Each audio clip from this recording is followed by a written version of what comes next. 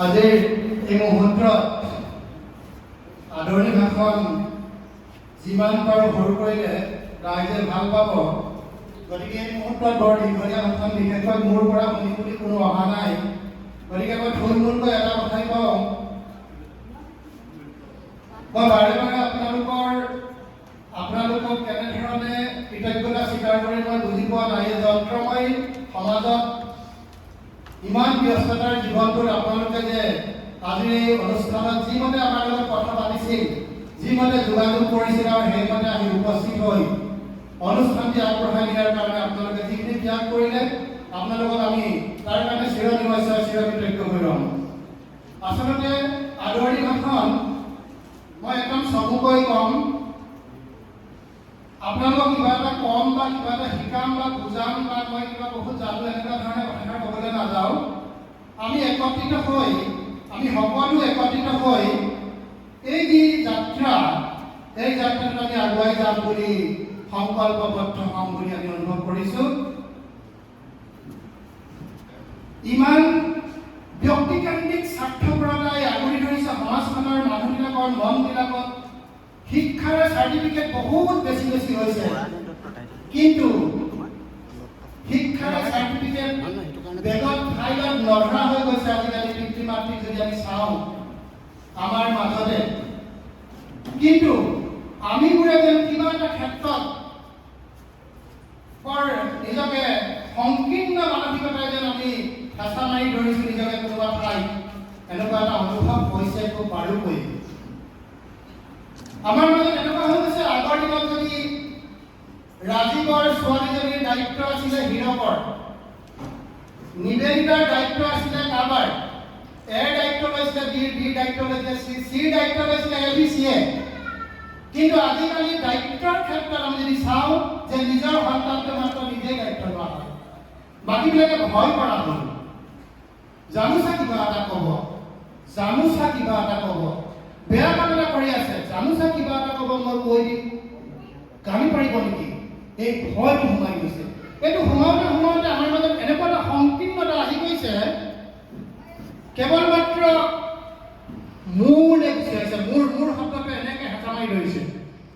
আমাৰ সমাজখন ভাল হ'ব লাগে, আমাৰ ল'ৰাটো ভাল হ'ব লাগে, আমাৰ ছোৱালীজনী ভাল হ'ব লাগে, যে মোৰ কাষৰটো যে আমাৰ ভিতৰত সোমাই আছে, এই মানসিকতাটো আমাৰ পৰা আঁতৰি আঁতৰি গুচি গৈছে। ইমান ধৰণে আমি এটা যন্ত্ৰলৈ পৰিণত হৈ আছো। আৰু পিতৃ মাতৃবিলাকো আমি এটা সংঘ, আমি এটা গোট দেই, আমি এটা পৰিয়াল, আমি জাগৰণ সৃষ্টি কৰিব লাগিব। মই আমাৰ মাজত কাকো কোৱা নাই, আমি সকলো হৈ কৈছোঁ মই কথাষাৰ। পিতৃ মাতৃসকলো আমি এনেকুৱা হৈ গৈছে, মোৰ ল'ৰাটোৱে ডাক্তৰ হ'ব লাগিব, মোৰ ল'ৰাটোৱে উকিল হ'ব লাগিব, IPS হ'ব লাগিব, IAS হ'ব লাগিব, IMS হ'ব লাগিব।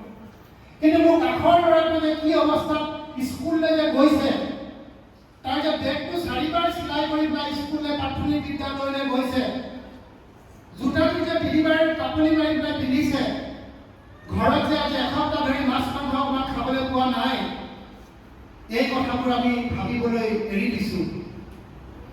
আমাৰ ল'ৰাটো অকল মোৰ ল'ৰাটো ডাঙৰ মানুহ হৈ যাওক, মোৰ ল'ৰাটো চন্দ্ৰলৈ গুচি যাওক বা আকাশতকৈ পিৰপিৰাই থাকতকৈ, কিন্তু মোৰ কাষৰ ল'ৰাটো কি হ'ব লাগে বা আমাৰ ল'ৰা ছোৱালীখিনি কি হ'ব লাগে, এই আমাৰ শব্দটো আমাৰ মাজৰ পৰা, হৃদয়ৰ পৰা সম্পূৰ্ণৰূপে আঁতৰি গুচি গৈছে। এইটো কিন্তু খুব এটা চিন্তনীয় বিষয় হৈ গৈছে। দুলীয়াজানৰ নিচিনা এডোখৰ ঠাইত, যিখন দুলীয়াজান ভাৰতবৰ্ষৰ যিকোনো প্ৰান্তলৈ গ'লে দুলীয়াজানৰ বুলি ক'লে আমাক চহকী বুলি ভাবে। কিন্তু আমি ক'ত চহকী, মই কেতিয়াবা নিজকে প্ৰশ্ন কৰোঁ আৰু কেতিয়াবা অনুভৱ হয়, আমাৰ টকা আছে, টকা আছে আমাৰ, সেইকাৰণে আমি চহকী। আৰু মই বুলি সম্বোধন কৰিব পাৰোঁ, সেইকাৰণে আমাক চহকী বুলি কৈছে নেকি বাৰু? মোৰ টকা আছে, মোৰ বাংলো আছে, মোৰ দামী গাড়ী আছে, মোৰ মাটি আছে, মোৰ বাৰী আছে, মোৰ সম্পত্তি আছে, এই মইকে আমি বেছি গুচি গৈছোঁ নেকি বাৰু? কেতিয়াবা এনেকুৱা ধাৰণা হৈ যায়। সেইকাৰণে আমাৰ মাজৰ সমাজে যিটো দায়িত্ব লৈছিলে, আমাৰ সন্তানবিলাকৰ যিটো দায়িত্ব সমাজ এখনে লৈছিলে আগত, সেইকাৰণে আমাৰ যদি পিতৃ মাতৃসকলক যদি আমি ভালকৈ চালি জাৰি চাওঁ, তেতিয়া আমি তেওঁলোকক সুধিলে আমি গম পাওঁ তোমালোকৰ দায়িত্ব কোনে লৈছে, গোটেই গাঁওখনে লৈছিলে, গোটেই চুকটোৱে লৈছিলে। কিন্তু আজিকালি আপোনালোকে আমি চাওক, প্ৰত্যেকে নিজে উঠক, আমাৰ ল'ৰা ছোৱালী কোনোবাই দায়িত্ব লৈছেনে? আমি ল'বলৈ দিয়া নাই, ভয় কৰে ল'বলৈ। উপলব্ধি কৰিব হ'ল। শিক্ষাৰ শিক্ষিত মানুহ ঢেৰ আছে, হাই পাৰ্চেণ্টেজ 99% পোৱা মানুহ আছে। মই এনেকুৱা ধৰণৰ ব্যক্তি পাইছোঁ মাকে 93% পোৱা পিছত কান্দি আছে। তেতিয়া মই সুধিছিলোঁ কি হ'ল, তোমাৰ ছোৱালীজনী ইমান ভাল খবৰ, মই মিঠাই লৈ আহিছোঁ, কান্দি আছা যে? নাই কি ক'ব আৰু, মোৰ ল'ৰাটোৱে 93 মানে কি হ'ব? তাই লগৰ যে আমুকি, তাই কিন্তু 98 পাইছে। চিন্তাটো ক'ত চাওক, 93 পোৱাটো ফূৰ্তি কৰিবলৈ বাদ দি দিলে, 98ৰ চিন্তাটো খাই আছে। ব্যক্তিকেন্দ্ৰিক চিন্তাধাৰাই মানুহৰ মানসিকতাক গ্ৰাস কৰি পেলাইছে। এনেকে হ'লে আমি সমাজখন কিন্তু পংগুত্বলৈ গুচি যাম। সাৱধান হ'ব হ'ল। দুলীয়াজনৰ নিচিনা এখন চহকী ঠাই, দুলীয়াজনৰ নিচিনা এখন শিক্ষিত ঠাই, দুলীয়াজনৰ নিচিনা এখন নতুন প্ৰজন্মক জাগৰণ কৰিব পৰা ঠাই, ড্ৰাগছৰ প্ৰচলন, স্কুল কলেজত ড্ৰাগছৰ প্ৰচলন, ভাবি চাওক। আজি আপোনাৰ ল'ৰাটো সৰু হৈ আছে, খোৱা নাই, আপোনাৰ ছোৱালীজনী সৰু হৈ আছে, খোৱা নাই, কিন্তু সেইখন সমাজতে আপোনাৰ মোৰ ছোৱালী কিন্তু কাইলৈ ড্ৰাগছৰ কবলত পৰি যাব। অনৈতিক কামবিলাকত আমাৰ ল'ৰা ছোৱালী গৈ পেলাই হেঁচা খাই গৈছেগৈ, সোমাই গৈছেগৈ। আমি চকু কৰি আছোঁ কাৰণ ভয় কৰোঁ আমি, কাৰণ আমাক গালি পাৰিব, মোৰ ল'ৰাটো মোৰ ছোৱালীজনী কিয় এনেকুৱা কথা কৈছ। ৰাতিপুৱাৰ পৰা গধূলিলৈকে পিতৃ মাতৃবিলাক ইমান ব্যক্তিকেন্দ্ৰিক হৈ গৈছোঁ।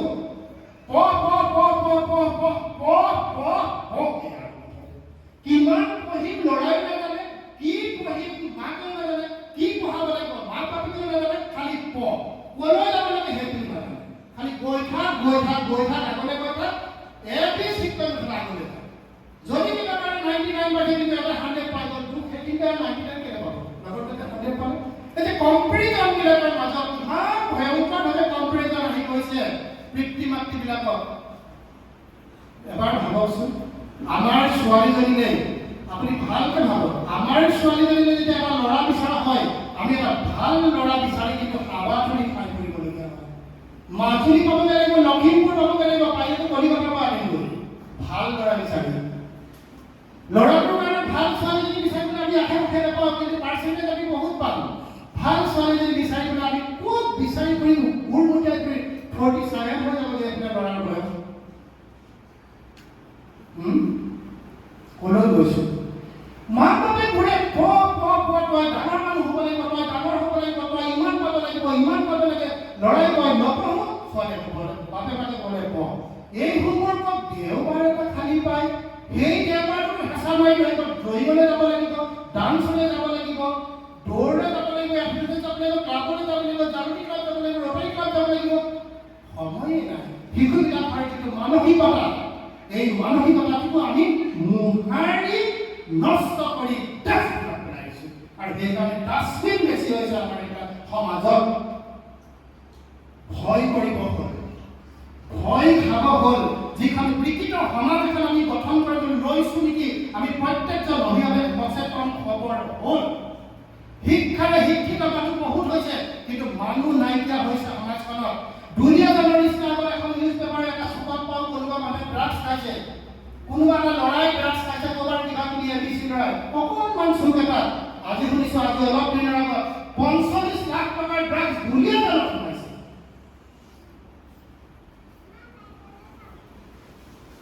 কাইলৈ আমি ছোৱালীজনী কলৈ পঠিয়াম, ল'ৰাটো কলৈ পঠিয়াম?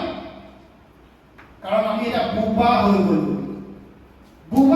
আমি এতিয়া এইটো কাৰণে বোবা হৈ গ'লো, জানোচা মই জয়শ্ৰী যদি পিতেকক কওঁ, নিবেদিতা খাওঁ দিব, হয়তো একদম খেলি আহিব ঘৰলৈ। মই নামবিলাক এনেই কৈছোঁ। গতিকে সমাজে দায়িত্ব ল'বৰ হ'ল, সমাজক দায়িত্ব ল'বলৈ সন্তানবোৰ এৰি দিয়ক, সমাজক দায়িত্ব ল'বলৈ সন্তানবোৰ এৰি দিয়ক। মাৰিব, স্কুলত ল'ৰা ছোৱালী মাৰি পিট কৰিবলৈ এৰিলে মাষ্টৰে ল'ৰা ছোৱালী নেখায়। স্কুলত ল'ৰা ছোৱালী মাষ্টৰে নেখায়। এছাইডত বৰ বেলেগ ধৰণৰ বস্তু আছিলে, এছাইড লোৱাৰ দিগদাৰ আছে, কথাষাৰ ক্ৰছ হৈ গ'ল আজিকালি। মানুহ ভয় কৰা হ'ল, আপোনাৰ ল'ৰালে বেয়া কথা চকু যাব দিবলৈ আঁতৰি যাবলগীয়া হৈছে। সমাজে লওক, সমাজে দায়িত্ব লওক। আমাক মানুহ লাগিবই, নহ'লে বুঢ়া হৈ পেলাই আমি এটা মৰা হ'ম। বুঢ়া হৈ আমি যেতিয়া বুঢ়া এখন সমাজ হ'ম, আমি যিখন সমাজ এৰি থৈ যাম, পংগু এখন সমাজ এৰি থৈ যাব লাগিব, তাৰপিছত শেষ হৈ যাব, কিন্তু একো নাইকিয়া হ'ব। গতিকে সেই সচেতনতাৰ কাৰণে এক পেৰেণ্টিং অভিভাৱকত্বটো আমি অনা হৈছে। এইটো এটা ব্যৱসায় নহয়, এইটো এটা অতি ডাঙৰ মাধ্যম বুলিয়ে তেনেদৰে অনা হৈছে, যি মাধ্যমৰ যোগেদি আমি পিতৃ মাতৃসকলো ক'ৰবাত শোধন হ'বলগীয়া আছে নেকি, আমাৰো ক'ৰবাত শোধন হ'বলগীয়া প্ৰক্ৰিয়া এপ্লাই কৰিব পাৰোঁ নেকি। এনেকুৱালৈ গুচি গৈছে নিজৰ তুমি 3 মহীয়া বাচ্চাটো যদি ক'ৰবাত বাহিৰত ওলাই আছে খবৰ নাই, অপ্ৰিয় হ'লেও সত্য কথা স্বীকাৰ কৰিব লাগিব নিজে। মোবাইলটো 2 ছেকেণ্ড যদি আঁতৰি যায় মুখ ঘূৰাই পৰি যাব। এনেকুৱালৈ গুচি গৈছে পিতৃ মাতৃসকলৰ মোবাইলটো এনেকুৱা ধৰণৰ ফ্ৰেণ্ড হৈ গৈছে, ল'ৰা ছোৱালী বাদ দেনা মোবাইল মাকৰ এপ্লাই বুকুত সোমাই বাচ্চা শুই থাকিব, মাকৰ মৰম বিচাৰিব, হাত তোলাবলৈ বিচাৰিব, ল'ৰাই আশা কৰি থাকিব মাক বাপেকৰ মৰম পাম, বাপে গাড়ী চলাব লাগে সোমাই যাওঁতে মোবাইল, ভাত খাই থাকোঁতে মোবাইল, আকৌ শুই থাকোঁতে মোবাইল, আকৌ ওলাই আহোঁতে মোবাইল। না ল'ৰা ছোৱালীক গুৰুত্ব দিব লাগে, নে ঘৰত গুৰুত্ব দিব লাগে, নে সমাজত গুৰুত্ব লাগে। এই মোবাইলটোৰ মাজত সোমাই লৈ পেলাই একদম ভাল এটা যন্ত্ৰ হৈ গৈছে। গতিকে মই একদম কথা ক'ব নাজানো, কথা কোৱাৰবোৰ একদম হেৰিও নাই। আমাৰ সত্যকাম ছাৰহঁত আছে, দিগন্ত ছাৰহঁত আছে, ছাৰহঁতে ক্ষমা কৰিব, মোৰ মাতটো অকণমান ডাঙৰো। কিন্তু এই যে কথাবিলাকে আমাৰ সমাজখন বৰ বেলেগ ধৰণে গ্ৰাস কৰিছে। ল'ৰা ছোৱালীক সময় দিয়ক, আমাক পাৰ্চেণ্টেজ নালাগে, আমাক মানুহ লাগে। ল'ৰা ছোৱালীক পিতৃ মাতৃসকলে সময় দিয়ক। মোৰ ল'ৰা এটা ছোৱালী এটা, মোৰ বুলি ক'ব নাপাওঁ, আমাৰ ল'ৰা এটা ছোৱালী যদি ভগৱানে দিছে, বেয়া কাম দেখিলে হাত ভৰি ভাঙি দিয়ক, মোৰ আপত্তি নাই, মই আলোচনা কৰি দিছোঁ আপোনালোকক। তেনেকে প্ৰত্যেকে দায়িত্ব দিয়ক, মোৰ ল'ৰা ছোৱালীৰ দায়িত্ব আপোনালোকে লওক, সমাজে দায়িত্ব লওক। বহুত আশা লৈ, বহুত আশা, বহুত সপোন দেখিছোঁ এখন মানুহৰ সমাজ পাম বুলি, আৰু সেই আশাৰে আপোনালোকৰ দৰে দূৰদৰ্শী মহান মহান চিন্তাৰ ব্যক্তিসকলক আজিৰ এই সভাখনলৈ আমন্ত্ৰণ কৰা হৈছে। আশা কৰিছোঁ এই যুদ্ধ আগবাঢ়ি যোৱাৰ যি সেনাপতি, আপোনালোক প্ৰত্যেকে দায়িত্ব লৈ শিশুক মানসিকতা গঢ় দিয়াৰ ক্ষেত্ৰত উদ্যোগভাৱে আজিৰ পৰা আগবাঢ়ি যাব। পৰৱৰ্তী পৰ্যায়লৈ আমি আগবাঢ়ি যাম। আজি মোৰ চমু আদৰ